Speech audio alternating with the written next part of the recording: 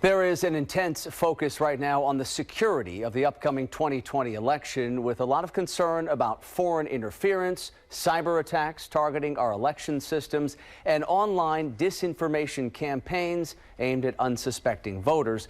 That's why Bugcrowd, a San Francisco-based cybersecurity platform, is launching an election security campaign.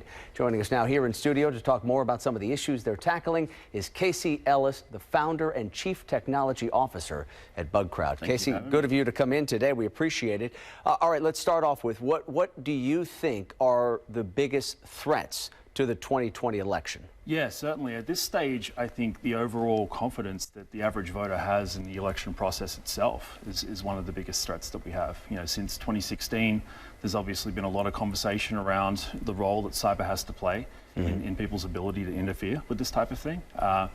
And, you know, folks are nervous about it, even though, you know, not all of them understand exactly what that means. So the fear of, you know, a lack of integrity in the process itself, I think, is the biggest threat. Yeah.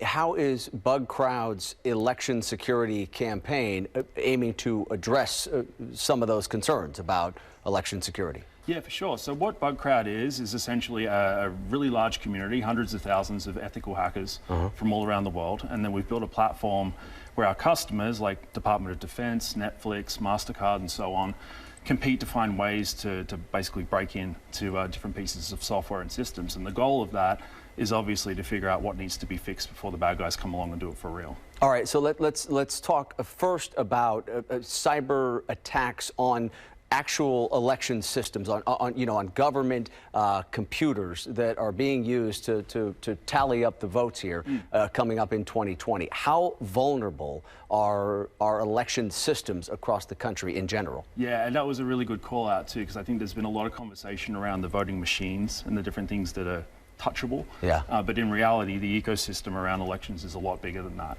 So I think, you know, in terms of what we've seen so far, the kind of vulnerabilities that exist on the hardware side are no different to what you'd see in most other organizations doing a similar thing. It's outdated software and physical controls and things like that. When you're talking about the websites and the other systems that are involved in an election system, it's a similar story. It's, you know, coding issues and the kinds of things that most organizations face when it comes to building software and making sure that it's kept secure. Yeah, and as our voting system has modernized, that's meant computers being involved in every step of the process. Yes. A double-edged sword. Yeah, absolutely. I think the thing that's different about this particular issue is it's so pervasive and so complete in its impact on the population. So that's why we're doing our thing to help out. All right, so what do you think needs to be done to harden our election systems across the country as we move toward 2020? Yeah, certainly. I mean, I think there's been a lot of work that's gone on leading up to 2020, and there's work that's continuing. You know, we've been doing some good stuff with the DHS around, you know, creating policy that actually invites the input of ethical hackers to give feedback. Right. I think the secondary benefit of that is the idea of neighborhood watch for the internet is something that the average person can understand. It's not this highly technical security concept, so it goes some way to the confidence issue as well.